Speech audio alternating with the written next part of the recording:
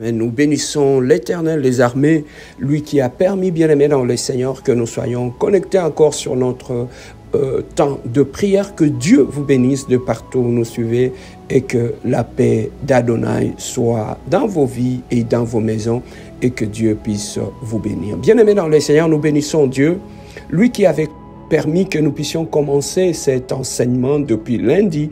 Aujourd'hui, nous sommes vendredi où nous sommes en train d'étudier sur le pourquoi ou l'importance de marcher dans l'humilité, comme Dieu nous l'a dit dans sa parole, que si mon peuple, sur qui mon nom est invoqué, s'humilie et prie. Bien-aimés dans le Seigneur, nous avons compris ensemble pourquoi Dieu exige d'abord à l'homme de s'humilier, et nous comprenons une chose, que l'humilité est la clé de toute restauration. Donc toute restauration, que ce soit dans notre vie, que ce soit dans nos mariages, dans nos familles, dans nos églises, dans nos ministères, commence toujours par l'humilité. Donc nous avons compris que l'humilité est une clé, bien-aimé dans le Seigneur, de toute restauration et de toute délivrance, sans laquelle, bien-aimé dans le Seigneur, aucune délivrance ne peut être possible, bien-aimé dans le Seigneur. Alors, en ce vendredi, pour conclure cette première partie de notre étude où nous sommes en train de voir ensemble sur cette clé majeure qui est au fait une clé de succès partout, que ce soit dans nos familles, dans nos mariages, dans nos églises, bien-aimés dans le Seigneur, l'humilité est une clé, bien-aimés dans le Seigneur, qui attire la gloire, qui attire le succès. Alors, ce midi, pendant ces quelques minutes, j'aimerais simplement voir avec toi comment, au travers de la parole de Dieu, Dieu nous oriente toujours vers le chemin de l'humilité. Bien-aimés dans le Seigneur, aucune famille, aucun couple, aucune organisation ne peut bien fonctionner lorsque dans cette organisation-là, il y a des hommes et il y a des femmes orgueilleux. Bien-aimé, l'orgueil est un poison pour leur vie de couple. Aucun couple ne peut tenir lorsqu'un couple est fondé par deux orgueilleux. Ça ne marche pas. Aucune famille, bien-aimée dans le Seigneur, ne peut tenir lorsque dans la famille est composée par des hommes et des femmes qui sont orgueilleux. Ça ne marche pas. Pourquoi? Parce que ce soit dans le couple, dans la famille, dans l'église, ceux qui sont tout autour de nous ne sont pas parfaits. Il y a aussi des gens qui sont faillibles. Mais alors que lorsque, bien aimé, la Bible nous recommande de le pardonner ou d'aller demander pardon, nous ne pourrons pas le faire. Donc ça touche directement nos relations. Donc nos relations ne peuvent pas bien fonctionner, tout simplement pourquoi? Parce que l'orgueil de notre cœur nous empêche soit de demander pardon, de reconnaître notre erreur, ou soit de pardonner les autres. Mais ensemble, bien-aimés, avec ces quelques versets bibliques, en cette conclusion, nous allons voir ensemble comment Dieu, depuis tout ce temps, il est en train de conseiller l'homme sur l'impact, sur l'importance de vivre et de marcher avec l'humilité de cœur. Bien-aimés, lorsque nous sommes dans Éphésiens chapitre 2, verset 2, la Bible nous dit ceci, il dit « En toute humilité et douceur, avec patience, supportez-vous les uns les autres dans l'amour. » Il dit très bien, en toute humilité et douceur. Bien-aimés, sans l'humilité et la douceur, nous ne pourrons pas bâtir de bonnes relations tout autour de nous, que ce soit dans nos familles, que ce soit dans nos maisons. Donc, si vous voulez, bien aimé, bâtir une famille unie, solide, un couple ou de collaborateurs dans l'église, bien aimé dans le Seigneur, Éphésiens 4, chapitre 2, doit être respecté. En toute humilité et douceur, avec patience, supportez-vous les uns les autres, bien aimés dans le Seigneur. Donc, vous voyez la clé qui est à la base de familles, des couples et des églises unies, bien-aimés dans le Seigneur. Dans Philippiens chapitre 2, verset 8, écoute ce que la Bible nous dit. Ne faites rien par esprit de rivalité ou par désir d'une gloire sans valeur, mais avec humilité, considérez les autres comme supérieurs à vous. Bien-aimés, nous comprenons toujours comment Dieu, au travers de sa parole, est en train de conseiller l'homme sur l'importance de l'humilité dans notre conduite, dans notre façon de fonctionner, bien-aimés dans le Seigneur. Donc, un homme humble, un homme qui est dans l'humilité, bien-aimé dans le Seigneur, dans sa marche, il considère les autres comme des grands. Dans sa marche, bien-aimé, il n'y aura pas un esprit de rivalité. Parce que là où il y a l'orgueil, dans le couple, dans la famille, dans l'église, il y a toujours l'esprit de rivalité, bien aimé dans le Seigneur. Donc, ce qui nous amène, la plupart des gens qui nous amènent la rivalité, de querelles dans nos familles, dans nos églises, dans toute organisation, dans la plupart des cas, ce sont des hommes et des femmes orgueilleux. Nous sommes dans Proverbes chapitre 11, verset 2. Qu'est-ce que Dieu nous dit? Il dit, quand vient l'orgueil, vient aussi le mépris. Mais la sagesse est avec les humbles. Donc, bien aimé dans le Seigneur, dans la plupart des cas, comme le décrit ici dans le livre des Proverbes, dans la vie de l'homme orgueilleux, il n'y a aucune sagesse. Ça, c'est vrai. Dans la vie de l'orgueilleux, bien aimé, regardez que ça soit partout dans nos églises, parmi les serviteurs, parmi nos maris, parmi nos femmes. Là où il y a des orgueilleux, bien aimés, la plupart de ces gens-là n'ont pas de sagesse. Tu sais pourquoi? Parce que ces gens-là ne recherchent que leur gloire. Ces gens-là, bien aimés dans le Seigneur, ne cherchent même pas la gloire de Dieu. Ces gens-là, ils sont eux-mêmes assis sur le trône de leur cœur. Donc, bien aimé, ce sont des gens qui ne s'humilient jamais et ils ne vont jamais s'humilier par rapport à la parole de Dieu. Voilà pourquoi la Bible nous dit, quand vient l'orgueil, vient aussi le mépris. Donc la plupart des gens qui sont orgueilleux dans leur fonctionnement, ils aiment toujours mépriser les autres. Ils voient les autres comme ils sont rien, ils n'ont aucun respect, aucune considération par rapport aux autres. Jacques chapitre 4 verset 10 nous dit, humiliez-vous devant le Seigneur et il vous élèvera. Donc nous comprenons les secrets de l'élévation se cachent dans le cœur des hommes humbles. Les secrets de l'élévation se cachent dans le cœur de femmes qui sont humbles. Bien aimé, si tu veux réussir ton mariage, si dans la famille vous voulez réussir, si dans votre ministère vous voulez réussir, bien aimé dans le Seigneur, la Bible est claire. Il dit, l'humilité précède toujours l'élévation. Donc quand tu choisis la voie, tu te poses des questions. Pourquoi les gens s'attaquent de toi? Pourquoi les gens t'humilient? Pourquoi les gens se moquent de toi? Tu sais pourquoi? C'est parce qu'en toi, il y a l'orgueil. Or, l'orgueil précède l'humiliation. Donc, lorsque toi-même tu installes l'orgueil dans ta vie, bien aimé, tu choisis la voie de l'humiliation. Donc, ne passez plus le temps à condamner tout ce qui t'insulte, tout ce qui parle en mal de toi. Ils le font cela pourquoi? Parce que toi-même tu as ouvert la porte de l'orgueil. Et voilà pourquoi lorsque tu ouvres la porte de l'orgueil, c'est l'humiliation qui rentre. Que ce soit dans la famille, que ce soit dans l'église, que ce soit dans nos mariages, que ce soit partout, lorsqu'on ose ouvrir les portes de l'orgueil, c'est l'humiliation automatiquement qui va rentrer. Regardez de couples qui ont ouvert la porte de l'orgueil. Aujourd'hui, ils sont humiliés partout, bien-aimés, dans le Seigneur. Alors, dans Romains chapitre 12, verset 16, la Bible nous dit, vivez en plein accord les uns avec les autres. N'aspirez pas à ce qui est élevé, mais laissez-vous attirer par ce qui est humble. Ne vous prenez pas pour des sages. Bien-aimé, tu vois le comportement des hommes humbles. Dieu nous conseille, il nous dit partout où nous sommes, ne nous considérons pas que nous sommes plus intelligents que tout le monde. Ce n'est pas parce que tu prêches que tu te considères que tu connais plus que tout le monde. Il y a des gens de foi qui t'écoutent, qui connaissent plus que toi. Ce n'est pas parce que c'est toi qui donnes des conseils ou c'est toi qui es venu dans le Seigneur, c'est toi qui passes devant les gens bien-aimés dans le Seigneur. Tu te considères plus sage que les autres. Non. Les hommes humbles recherchent ce qui est simple. Tu vois comment les hommes humbles fonctionnent. Ils sont plus attirés par ce qui est simple, dans la simplicité, bien-aimés dans le Seigneur. J'étais en train de parler avec un collègue pasteur. Il me dit, pasteur, ce qui détruit l'église aujourd'hui, que ce soit les serviteurs de Dieu, c'est l'orgueil du cœur. L'orgueil les empêche de savoir attendre leur temps.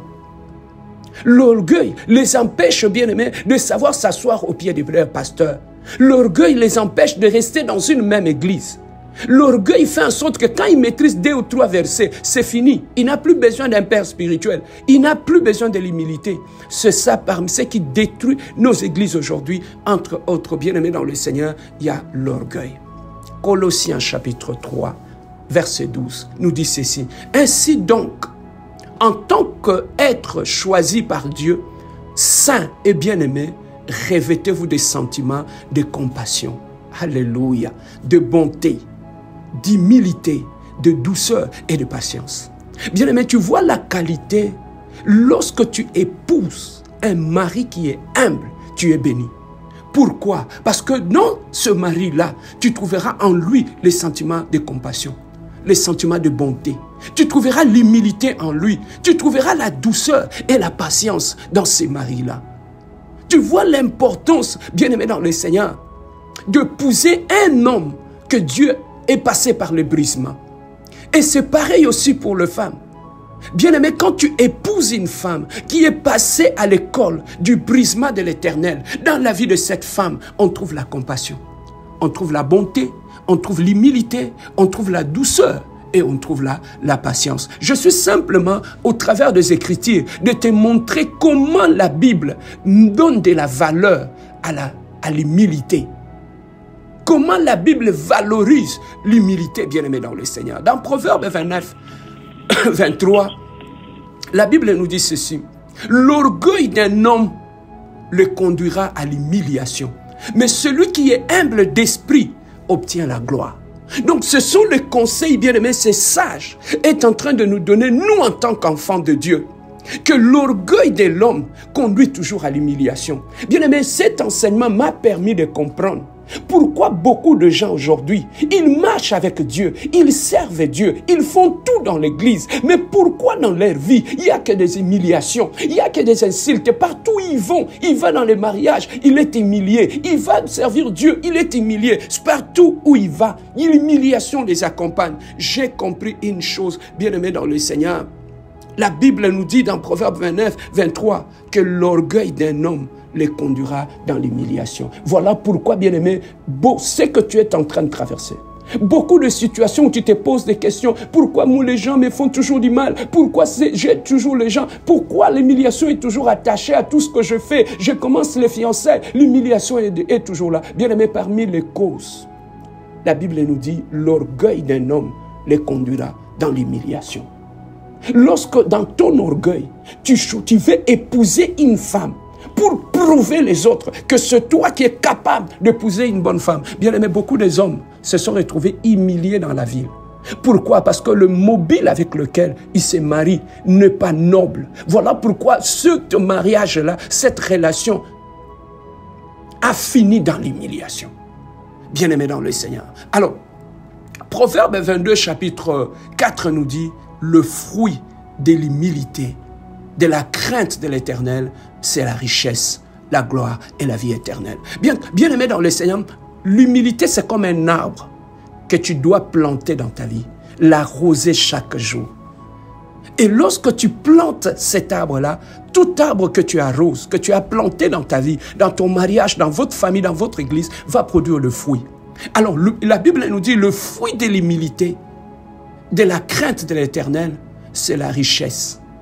Donc, l'humilité, bien aimé dans le Seigneur, produit un fruit qu'on appelle la richesse, qu'on appelle la gloire. Voilà pourquoi dans ton langage, dans ton attitude, dans ta façon de fonctionner, cherchez toujours à planter l'humilité dans ta vie. Bien-aimé, Matthieu chapitre 11, 29 à 30 nous dit ceci. Acceptez mes exigences et laissez-vous instruire par moi, car je suis doux et humble de cœur. Vous trouverez le repos pour votre âme. En effet, mes exigences sont bonnes et non un fardeau. Ici, c'est Jésus-Christ lui-même qui est en train de se présenter pour dire que acceptez tout ce que moi je vous exige et laissez-vous instruire. Bien-aimé, aujourd'hui, après avoir écouté toute cette série d'enseignements sur l'humilité, bien-aimé, accepte que Jésus-Christ puisse t'instruire. Accepte que Jésus-Christ puisse changer ta façon de fonctionner, comme Jésus lui-même dit, car je suis doux et humble de cœur. Bien-aimé, tu vois lui-même Jésus-Christ, il parle de sa douceur et de l'humilité de son cœur. Il met ça en valeur, bien-aimé dans le Seigneur. C'est un élément qui est très important. Et pour terminer, bien-aimé dans le Seigneur, la Bible nous dit, parmi vous, ça c'est dans le livre de Jacques, chapitre 3, verset 13. La Bible nous dit, lequel parmi vous est sage et intelligent, qu'il montre par un bon comportement ses œuvres empreints de douceur et de sagesse. Donc on reconnaît les actes d'une femme humble, c'est dans ses actes. ce n'est pas dans ses paroles.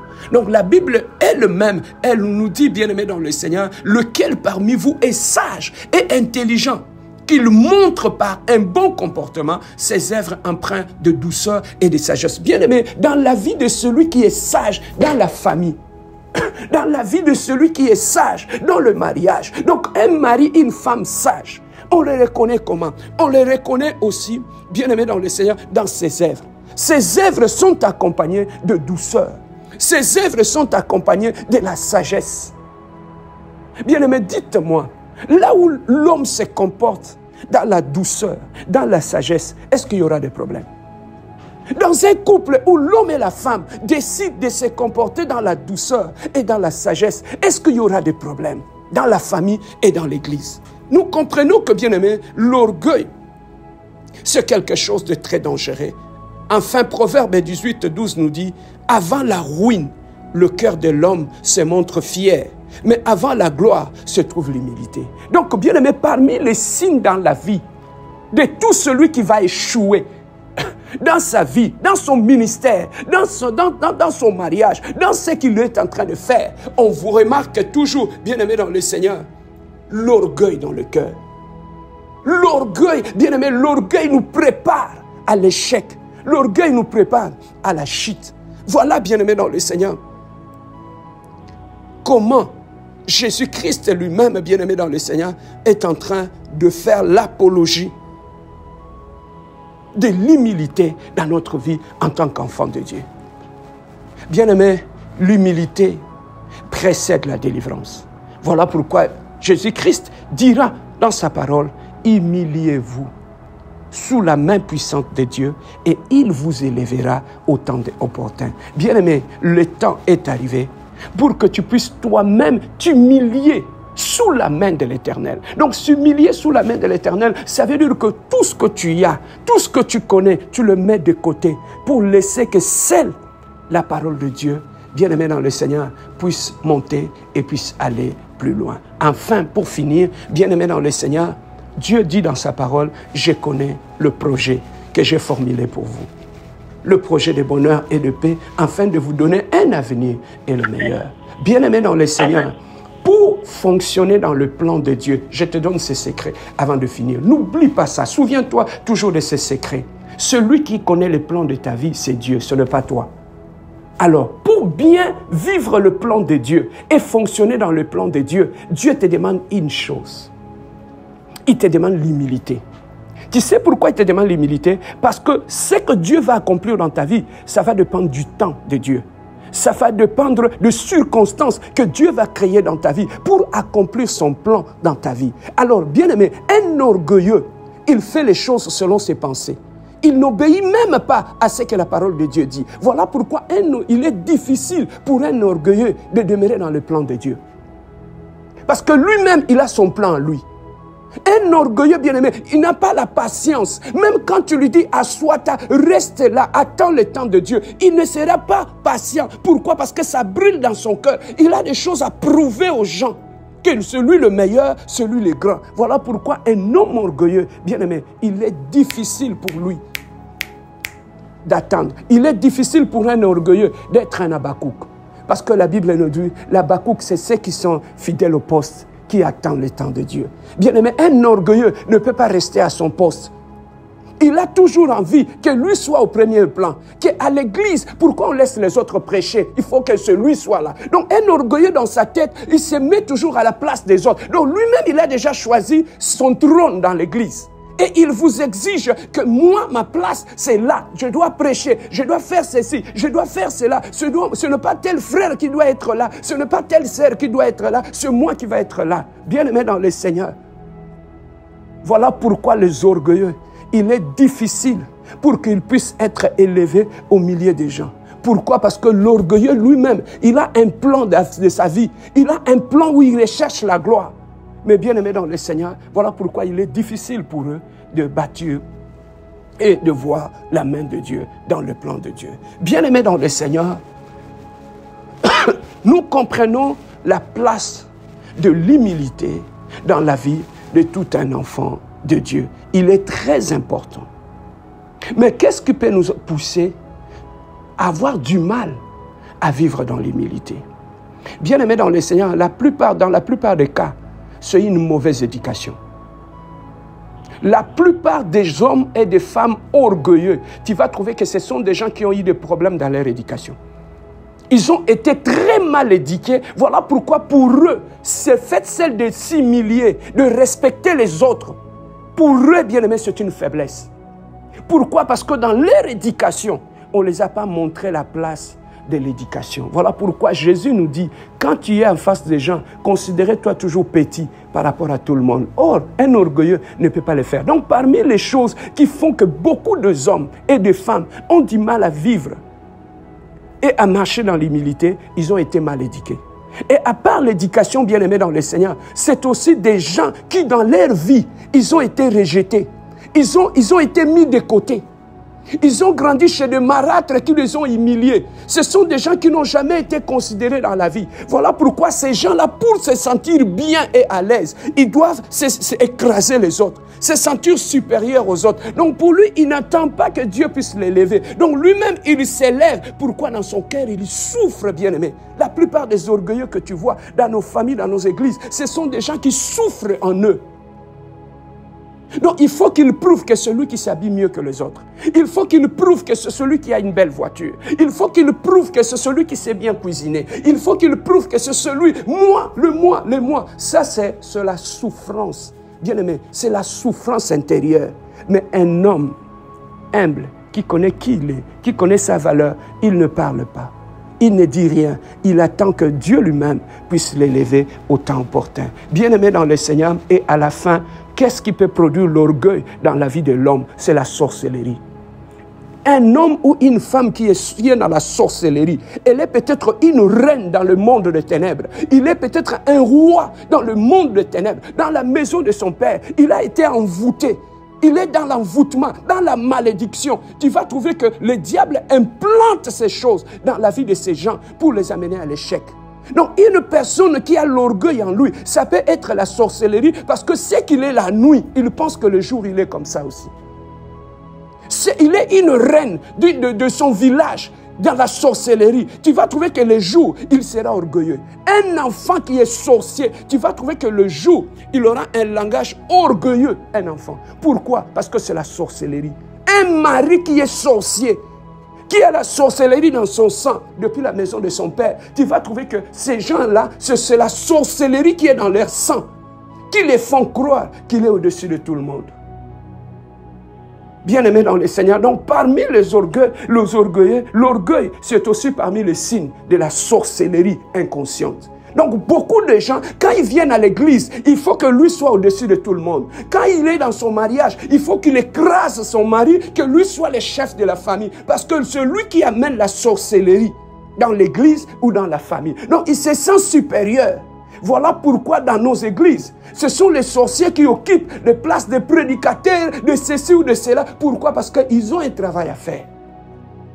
Donc, bien-aimés dans le Seigneur, ce sont les signes que je voulais partager avec toi en cette fin d'enseignement où nous avons eu le temps de partager sur l'importance de marcher et de vivre dans l'humilité de cœur, car l'humilité de cœur amènera la restauration dans ton mariage, dans ta famille et dans ta maison. Nous avons un seul sujet de prière pour terminer ce temps.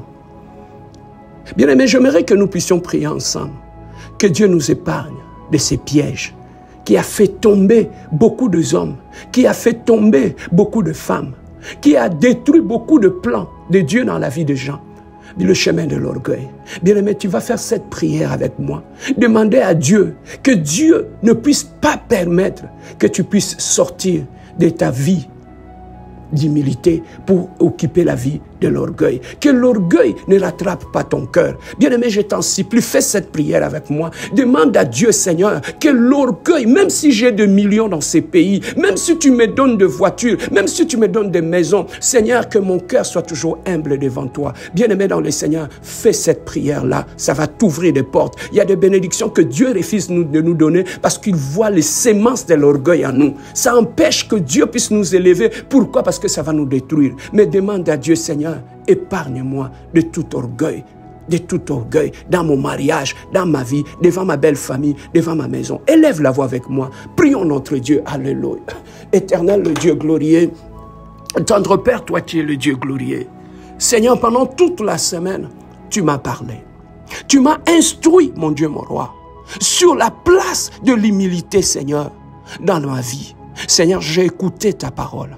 J'ai compris, éternel le Dieu, que la marche avec l'éternel, c'est une marche de l'humilité. J'ai compris, éternel le Dieu de gloire, que dans la vie de tout homme sur cette terre des hommes, l'humilité précède la gloire, Seigneur, et l'orgueil précède la chute, éternel le Dieu. Papa, je reviens encore ce midi sur cette montagne, éternel le Dieu de gloire. Papa, peu importe ce que tu me donneras, peu importe ce que j'aurai dans ma vie, dans mon mariage, dans ma famille, dans mon ministère, Seigneur, épargne-moi de toutes sortes d'orgueil, Seigneur de gloire. Que l'orgueil ne rattrape pas mon cœur, Seigneur. Protège-moi, éternel le Dieu de gloire. Que je ne puisse pas emprunter le chemin de l'orgueil, éternel le Dieu de gloire. Préserve-moi, éternel le Dieu. Garde-moi, éternel le Dieu. Que le bien de ce monde, que la richesse de ce monde, éternel le Dieu, ne pousse pas mon cœur à s'enfler d'orgueil. Seigneur, que je reste le serviteur des autres. Seigneur, que ce soit dans ton œuvre, éternel le Dieu. Seigneur, que ni la connaissance,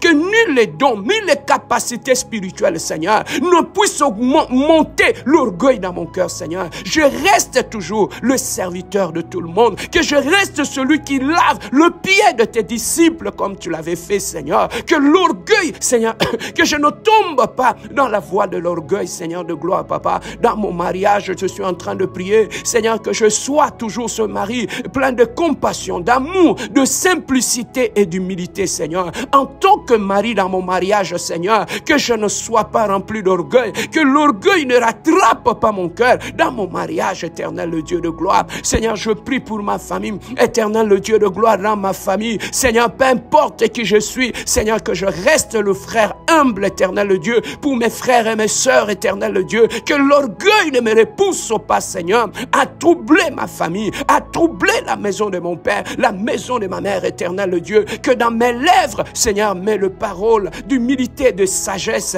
que dans ma tête, éternel le Dieu, remplis-moi de l'humilité et de sagesse, éternel le Dieu de gloire. Dans mes prédications comme serviteur de Dieu, que mes prédications soient remplies de sagesse, de maturité, éternel le Dieu de gloire. Aide-moi dans la marche dans ce pays où tu m'as amené, Seigneur, que je ne me perds pas de chemin, que je ne m'éloigne pas de ta voix, que je ne m'éloigne pas, éternel le Dieu de gloire, de la nature d'un enfant de Dieu, que je reste fidèle à mon poste comme Habakkuk, éternel le Dieu de gloire. Épargne-moi, Seigneur, de toutes sortes d'orgueil. Je prie pour ma femme, je prie, éternel le Dieu de gloire. Épargne le cœur de ma femme de toutes sortes d'orgueil, Seigneur. Épargne son âme, son esprit de toutes sortes d'orgueil. Épargne mes enfants, Seigneur, de toutes sortes d'orgueil. Épargne mes frères et mes sœurs, Seigneur, de ma famille. Épargne ma famille de toutes sortes d'orgueil. Seigneur, épargne mon mariage de toutes sortes d'orgueil, Seigneur. Que l'esprit de l'humilité ce midi, Seigneur, se répand dans ma vie, dans mon mariage, dans la vie de mes enfants.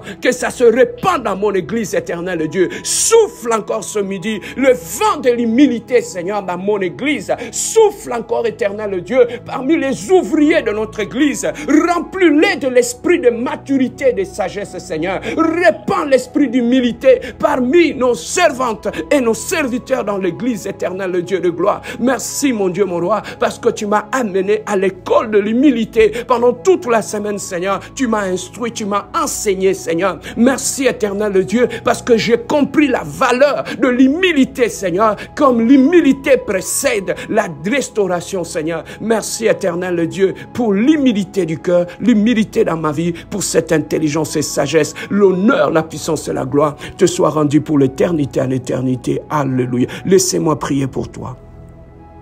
Seigneur, ta servante, ton serviteur, tes enfants, éternel Dieu, tu les as amenés cette semaine à l'école de l'humilité et de la sagesse. Seigneur, nous avons appris au pied du Maître sur la valeur de l'humilité dans nos mariages, dans nos familles et dans nos églises, Seigneur. Nous avons compris la valeur de l'humilité dans la destinée, Seigneur. Merci, éternel, parce que ce midi, tu as répandu sur chacun de nous l'humilité en nous, éternel Dieu. Tu as répandu l'esprit d'humilité dans nos bouches, dans nos lèvres, dans nos cœurs et dans nos esprits, éternel Dieu de gloire. Je prie pour tes enfants, Seigneur. Protège-les de piège de l'orgueil. Protège-les, Seigneur, qu'ils ne tombent pas dans le piège de l'orgueil, Seigneur, afin qu'ils soient détruits, Seigneur. Préserve-les de ces démons d'orgueil. Préserve-les de ces virus de l'orgueil, Seigneur de gloire. Garde notre cœur plus que toute autre chose. Je bénis ton peuple. Je bénis leur famille. Je bénis leur maison. Je bénis leur travail. Qu'en cette fin de semaine, que la bénédiction qui a été réservée pour ta vie, pour cette semaine, que cette bénédiction se déverse sur ta vie. Soyez bénis au nom de Jésus. Soyez bénis dans ta maison. Soyez bénis le matin. Soyez bénis à midi. Que le bonheur, que la grâce de Dieu t'accompagne tout au long de ta vie. Que l'honneur, la puissance et la gloire te soient rendus pour l'éternité. En éternité, nous te disons Amen. Oui, bien-aimés, on se retrouve à 19h à l'église où nous serons encore suivis pour clôturer cet enseignement. Nous serons à 19h à l'église pour un moment d'intercession et de prière. Ne manquez pas, bien-aimés dans le Seigneur. Venez aussi en présentiel et partagez de meilleurs moments de prière et de meilleurs moments de méditation de la parole de Dieu. Que Dieu vous bénisse et bon week-end à tous.